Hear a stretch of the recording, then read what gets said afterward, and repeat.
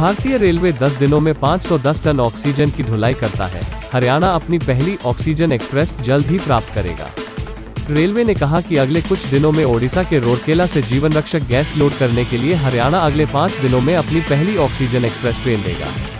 19 अप्रैल से रेलवे की oxygen express ट्रेनों ने उत्तर प्रदेश, महाराष्ट्र, दिल्ली और मध्य प्रदेश जैसे राज्यों में कुल 510 टन ऑक्सीजन पहुंचाई है। हरियाणा सरकार ने ऑक्सीजन एक्सप्रेस के लिए रेलवे से भी अनुरोध किया है। वर्तमान में टैंकर फरीदाबाद में लोड किए जा रहे हैं, जो रूरकेला को भरने के लिए भेजे जाएंगे। अभी यह योजना बनाई गई है कि 2 ऑक्सीजन एक्सप्रेस 5 टैंकरों की क्षमता के साथ गाड़ियों का संचालन करें, विशेष रूप से हरियाणा के लिए चलाया जाए। पहली ऑक्सीजन एक्सप्रेस ट्रेन को 19 अप्रैल को सेवा में धकेल दिया गया, जब 7 ट्रक ऑक्सीजन लोड करने के लिए विजाग से मुंबई के लिए रवाना हुए। दिल्ली के ये कैफे आपको प्लास्टिक कचरे के 1 किलोग्राम के बदले में एक मुफ्त भोजन की पेशकश करेंगे। दक्षिण दिल्ली नगर निगम ने इस महीने एक नई पहल की शुरुआत की है। 23 जनवरी को उन्होंने नजफगढ़ जोन में भारत का पहला कचरा कैफे लॉन्च किया, जो प्लास्टिक कचरे के बदले रेस्तरां में मुफ्त भोजन प्रदान करता है। 28 जनवरी तक एसडीएमसी ने राष्ट्रीय राजधानी में ऐसे 23 और कैफे खोले हैं। खाली पानी की बोतलें, कोल्ड ड्रिंक की बोतलें, प्लास्टिक के डिब्बे और कचरा कैफे जैसी अन्य वस्तुओं सहित 1 किलो प्लास्टिक कचरे को जमा करने वाले को दक्षिण दिल्ली के नागरिक निकाय के साथ भागीदारी करने वाले रेस्तरां में मुफ्त नाश्ता, दोपहर का भोजन या रात के खाने के लिए एक कूपन मिलेगा। हर दिन 150 सिलेंडर मेडिकल ऑक्सीजन का उत्पादन। ऑक्सीजन आधारित राजस्थान के लिए बोल्ड व्यक्तिगत प्रयास अच्छे तरीके से खड़े हुए हैं। कोटा के अकादमिक कोचिंग शहर में एक उद्यमी ने संकट से निपटने का एक अनूठा तरीका खोजा है।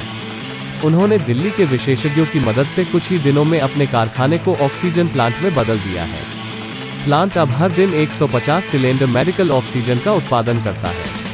कोटा में रामपुर औद्योगिक क्षेत्र के पास भीमपुरा में राजेश अग्रवाल के आकाश संयंत्र ने पहले सभी प्रकार की गैस सामग्री का उत्पादन किया और स्थानीय बाजार में उनकी आपूर्ति की। लेकिन संकट की इस घड़ी में उन्होंने उत्पादन को निलंबित कर दिया है और केवल हताश कोविड रोगियों के लिए ऑक्सीजन का उत्पादन करने पर ध्यान केंद्रित कर रहे हैं। युवा उद्यमी का कहना है कि मेडिकल ऑक्सीजन के लिए बढ़ती हताशा से वो बहुत प्रभावित हुए। वे कहते हैं, मैं सार्वजनिक सेवा के लिए कुछ समय के लिए अपने व्यावसायिक हित जाने देता हूँ। 250 महिलाओं को उनके गांव में पानी की कमी की समस्या को हल करने के लिए एक पहाड़ी को मध्य से 18 महीने तक खोदा गया। मांझी, लोगी भूइयां और अब मध्य प्रदेश की 250 से अधिक महिलाओं के एक समूह ने दुनिया को दिखाया है कि दृढ़ इच्छाशक्ति और दृढ़ता के साथ कुछ भी हल किया जा सकता है। इस खबर के अनुसार राज्य के अंगरोथा की लगभग 250 महिलाओं ने लगातार 18 महीनों में पहाड़ी पर खुदाई करने का काम किया, जो गांव में पानी के स्रोत के रास्ते में खड़ी थी। उन्होंने एक पूरी तरह से मानव निर्मित जलमार्ग बनाया, जो स्रोत को गांव के तालाब से जोड़ता था। उन्होंने कई वर्षों से उन जल संकट को हल करने का लक्ष्य रखा था। उनके द्वारा बनाई गई नहर भी एक वर्षा जल संचयनकर्ता के रूप में काम करने के लिए है। हम चैनल को गांव से जोड़ने के लिए 18 महीनों से काम कर रहे हैं। पहले जंगल में पानी स्वतंत्र रूप से बहता था और इस तरह इसका उपयोग नहीं किया जा सकता था।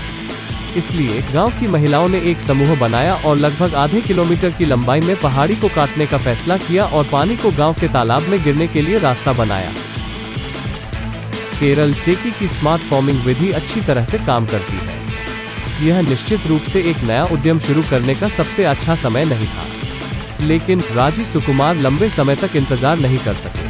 महीनों की कड़ी मेहनत के बाद कंप्यूटर विज्ञान में 45 वर्षीय पीएचडी धारक ने फार्म ए बॉक्स कैंपस में एक अवधारणा तैयार की है, जिसके द्वारा किसान बेहतर खाद्य उत्पादन के लिए पारंपरिक कृषि विधियों में उन्नत डिजिटल तकनीक को शामिल कर सकते हैं।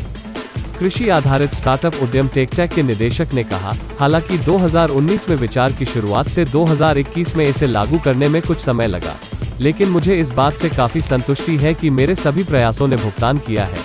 हालांकि यह अवधारणा लॉकडाउन दिनों से पहले तैयार की गई थी, लेकिन कार्यान्वयन महामारी के झंझटों में फंस गया। फैसल ने कहा, इस अवधारणा को किसान समुदाय के बीच, विशेष रूप से युवाओं के बीच मान्यता और लोकप्रिय बनाया जाना चाहिए।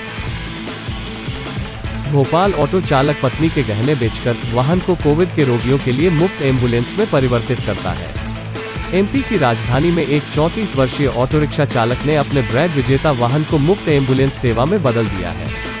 मिलिए ऐशबाग निवासी जावेद खान से, जिन्होंने पिछले 3 दिनों से भोपाल के अलग अलग अस्पतालों में मुफ्त समय पर पहुंचकर कम से कम 15 लोगों की जान बचाई है, जो मप्र के शीर्ष 2 कोविड हॉटस्पॉट में से एक है। खान 3 बच्चों, 2 बेटियों और 1 बेटे के पिता, जो अपने 3 दिहाड़ी मजदूर भाइयों, जिनकी कोरोना कर्फ्यू के कारण नौकरी नहीं है, की देखभाल भी करते हैं, ने अपनी पत्नी का सोने का हार 5,000 रुपए में बेच दिया।